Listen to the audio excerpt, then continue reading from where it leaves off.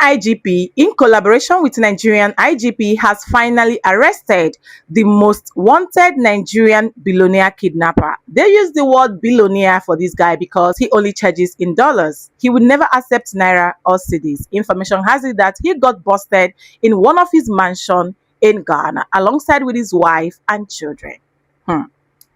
So what that basically means is that he has so many properties, so many houses, so many acquisitions, even large, in Ghana. So basically, Ghana is his hideout. I'm going to quickly take you guys through all these particular videos that is blowing up on TikTok. And most importantly, I don't even know. I don't know if this news is an alleged news, or should I use the word alleged? Well, allegedly. Take it away, guys. But we can now hear from the IGP of the Nigerian Police Force on that matter. I was discussing with your IG. You know, last week we arrested a kidnapper in Nigeria. And that's a kidnapper that operates along the coastline of West Africa. Like I told him, he even has houses. His family are based in Ghana here. And that's the only kidnapper that kidnapped, and you know, he demands ransom in dollars, $1 million. I think most of the ransom, about $6 million so far, were in dollars. And he can keep a victim for as long as 6 months. So you can see how it's very sad, really. Keeping somebody for 6 months until we finish paying that money. And he doesn't release his victim until that money is complete. The money he gives out is completed. And I think these are areas that we need to, like I said, I will discuss with you later, because I was told that he has his family in Ghana and he has 2 houses in Ghana. I even have the addresses. I think these are things we are going to discuss.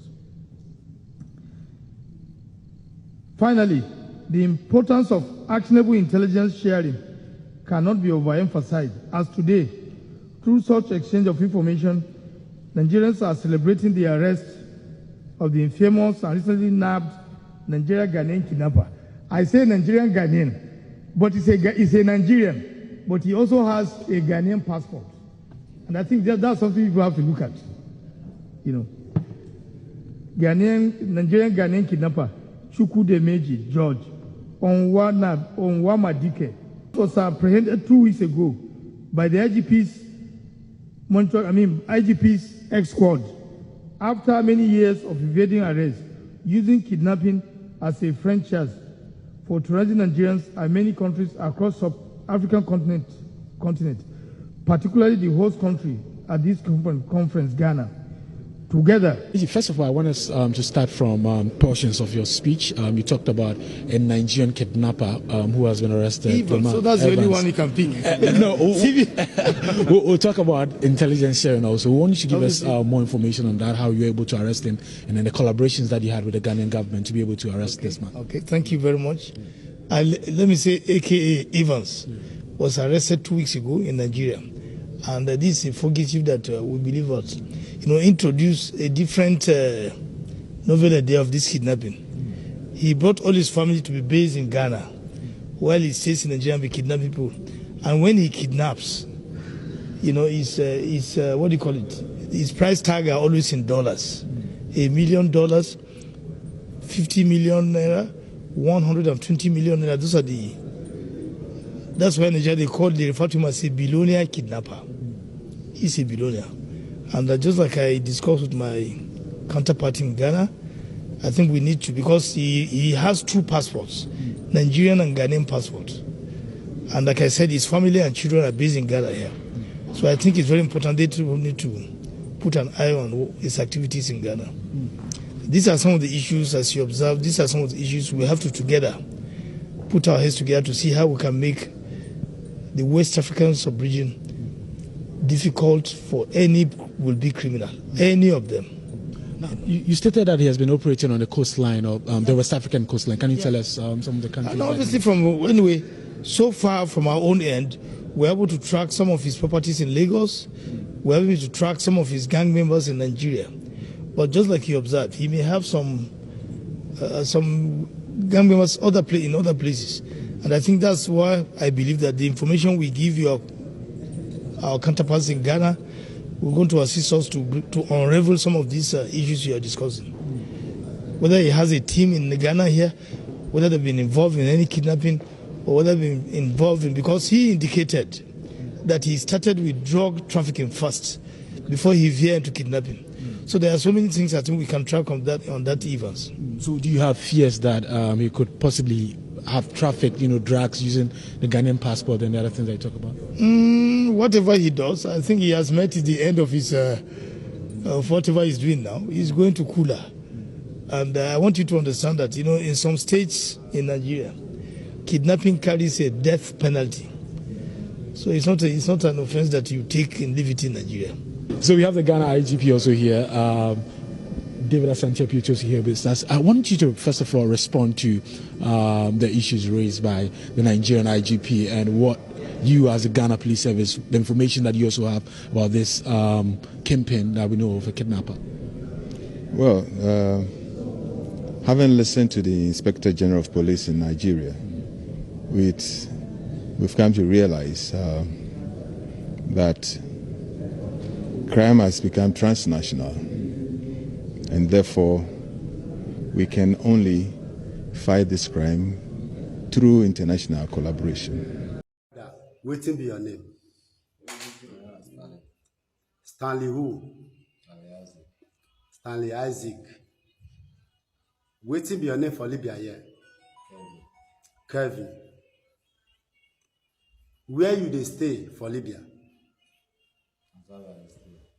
Azara you they stay. Who be this girl? My girlfriend. Waiting 12 now you do for here today. You bring and come, say you want to sell them. Now they tell who you. How much you say you want to sell them? Now you bring and come from Nigeria? No. You get money where they owe you? No. Why you want to sell them? Because I cannot go as well, I may go cover my house. There is this Nigeria guy who come to my location, and in his ID, his nationality is Ghanaian. So I asked him, Etisei. Etisei means, how are you? He was like, what? I asked him, Etisei, you're from Ghana, right? Etisei, bro, Charlie. He don't know how to reply me. You understand me? So he was confused. I asked him, where are you from? In his West, he's from Nigeria. It's very funny. Ghana immigration, you people are very funny. I'm telling you, you are very funny. You give a chance to Nigeria to hold a Ghanaian passport to travel, okay? And if these people do wrongs, they will say, I'm from Ghana. And they are spoiling Ghanaian name. Do you know their name are spoiled here? The government in UAE are not giving them a visa because of the attitude in this country, because of the bad behavior in this country. Do you know that? And you people are giving these people our passport to travel, to get a document in this country. So if they come and do some bad thing, human trafficking, and those come in, they will say, I'm from Ghana. Why? He's from Nigeria. He's a Nigerian. Do you understand me? His Excellency John Dramani Mahama, our president, don't sit down and watch this thing to go on. Because the time will come, your country will fall down. I'm telling you. Because the crime these people are doing is out of hands.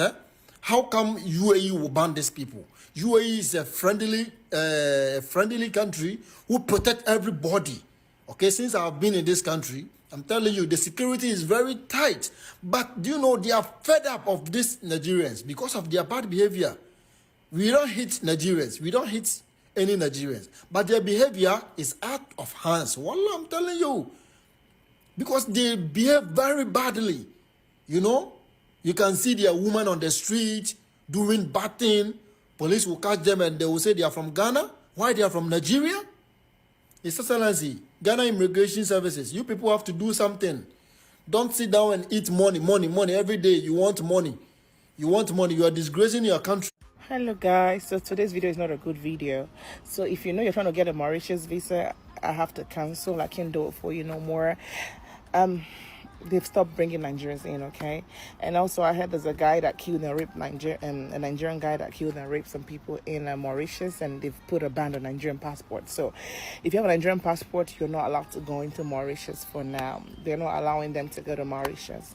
So that's what the problem is. So, yeah. So if you want to do it, cancel. If you booked your ticket, cancel and get your refund. So this guy has for himself the birth certificate of the Republic of Ghana, showing that he is a Ghanaian born at the Kolebu Teaching Hospital. He says his father is a Ghanaian, his mother a Ghanaian, and born on the 24th of November 1989.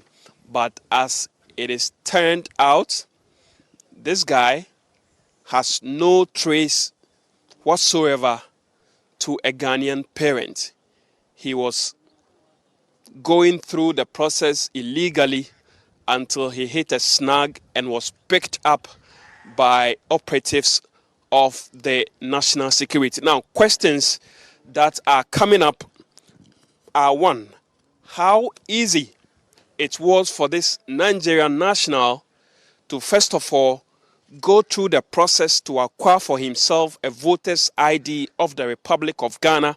Yeah, nationality, a Nigerian who has based in Ghana for a very long time. You've been able to acquire for yourself a voter's ID, which I would like to show here. So you have a voter's ID, Don K.O.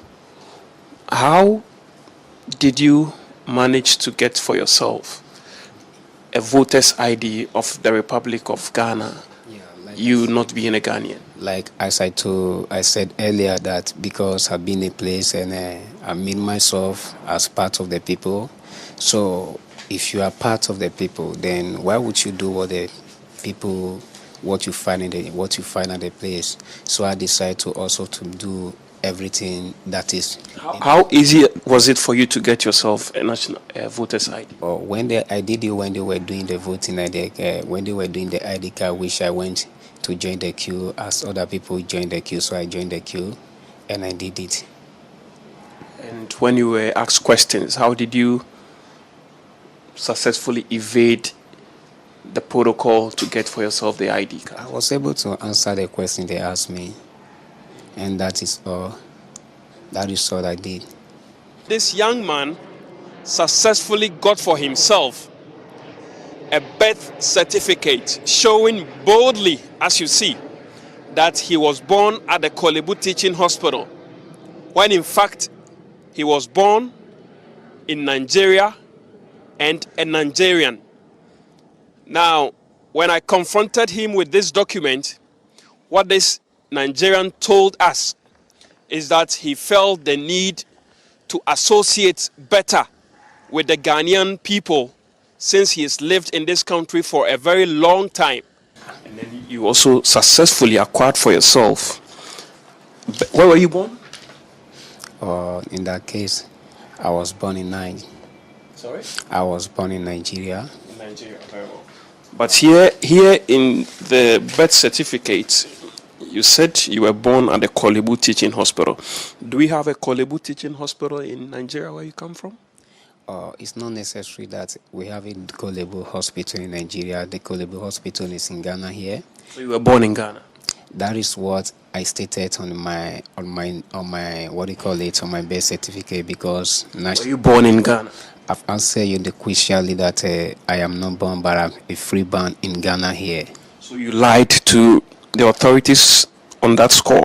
You said your father is also a Ghanaian. Is that the case? Honestly speaking, is your father a Ghanaian? My father was not a Ghanaian. So your father is late. He was a Nigerian. Yeah, but he died in Ghana here. So you lied again on that score.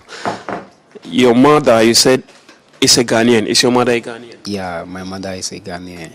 Okay. So why did you go through this process to get for yourself the traveling passport of the Republic of Ghana? Good. You asked a very nice question which I'll be able to explain to you. I just want to have a Ghanaian passport. That is. Are you not proud of being a Nigerian? I'm proud of being Nigerian and I'm also proud to be a Ghanaian. How many of your colleagues have successfully gone through the process to acquire for themselves a Ghanaian passport like you were trying to do? I have never seen anyone before, so I can't actually figure out. So you live all by yourself? Yeah, I live by myself. I live with one of my friends, but it's not around too. You said you are a pastor. You run a church, right? What's the name of your church? I don't run a church. I pastor in a church. Sources. Nigeria is a failed state. Nigeria is a failed nation. Nigeria is a failed state. There's no hope for the common man again. There is no hope. There is no hope. We are finished. I deny to be a Nigerian. Nigeria has failed its own people. The law also has failed.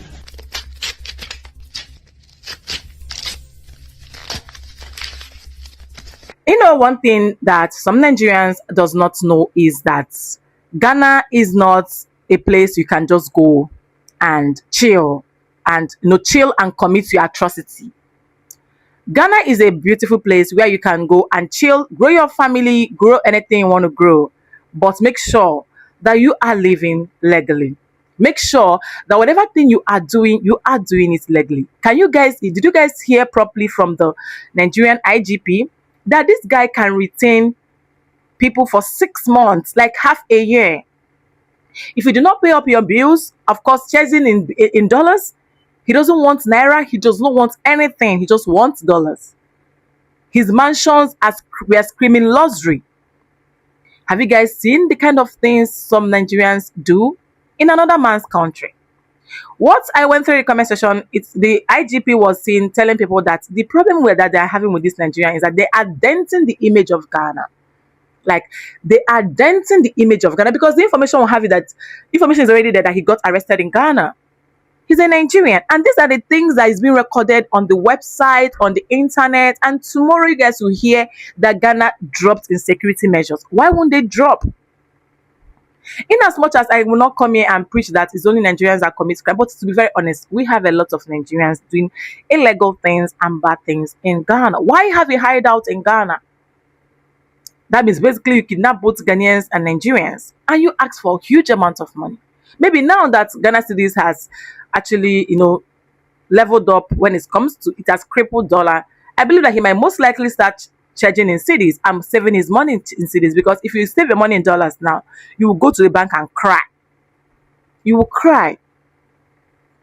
So when I came across this video, it's no longer news in Nigeria because kidnapping in Nigeria has become a norm. Like, we literally wake up to this person got kidnapped in the bush. This boss, they were moving all the way from Lagos to the east. They all got boggled inside the bush. Like, we've been like literally. There's another news. I don't know if you guys saw it, where a very dark man had to pursue. Very dark man was pursuing kidnappers along Benin Express Road. Pursuing kidnapper, very dark man. Like, although they were police, but he gingered the police people to help him. I just feel like, I don't know, in as much as we blame our police, we blame our government, but to be very honest, we need to be blamed, because I just don't know why a lot of Nigerians prefer fast cash. We believe that there's nothing you can do if it is not fast cash, you are not interested. This guy has a wife and children. Really? And you're kidnapping other people's wives and children and their husbands, keeping them ransom, holding them for whooping 6 months. Some people, until they pay up, and the money they are calling is in millions. When you convert the dollar, you can be getting 102 million, 60 million, and all that. Who has that kind of money? I'm not saying that. See, let me say something. In as much as sometimes we try to come out here to react on trends and things happening, these things that we hear on social media do affect our mental health. I want to put it out here. Of course, you know that social media can trigger anxiety and all that. I made a video and one person was telling me, a person commented and said, this news with this Igbo King is beginning to trigger my anxiety. And I understand her, because it's even triggering me as well. Like, I get triggered. I get triggered when we come on social media to see the level of barbaric, the level of horrible things that some Nigerians are doing. You'll be like, who bettered this set of people? See, to be very honest, I just don't know what this guy deserves, whether he's facing deportation, but I just love the fact that it's been a collaboration between the Ghana police and the Nigerian police. So they would have to sort it out and know where this guy needs to be placed, whether he's coming down to Nigeria to serve his terms in Nigeria, or whether he's going to be rotting in Ghana, which is what he truly deserves. So guys, in as much as I believe that no country is sent, we still have some good Nigerians, but to be very honest, our excesses is beginning to it's just too much. We just have to know that Ghana is not the only country in Africa. Ghanaians are screaming just because they want to survive, and nobody would take all those excesses from Nigeria. I made a video and that some 2,000 Nigerians, they're already in Burkina Faso. Some of them left Ghana to Burkina Faso. Some of them left from Nigeria to Burkina Faso. People kept screaming in the comment section, you guys should not try anything fishy, any crazy things with Ibrahim Traore. If you try anything with Ibrahim Traore, you are going in. Ibrahim is not someone you talk with. The guy is just 37 years old and he's doing massive. Like when I saw this guy's age, I was like, wow. I just believe that this world now, we just need 30s. We just need people to 30s are the ones conquering and doing it big and getting it right. So to be very honest, let us we Nigerians settle down. Remove this fast cash mentality. Know that you can make your money legally, even if it takes you 100 years, 200 years. Get what I mean? Maybe 10 years, 20 years, 30 years to make your money. But just mellow down and know that there's always light at the end of the tunnel. Fast cash doesn't pay. This guy will definitely lose everything he has. Lose his wife and of course lose his children because his crime, it doesn't look like he has there's to be justifiable. Only if bribery and corruption sets in, which we know that is way too common in Nigeria. I'm going to end here because I want you guys to tell me what you think in the comments. If this is your first time coming across my face, my name is Uju. You are welcome to Uncut with Uju. Make your likes by subscribing. And I'm going to see you guys in my next video. Bye.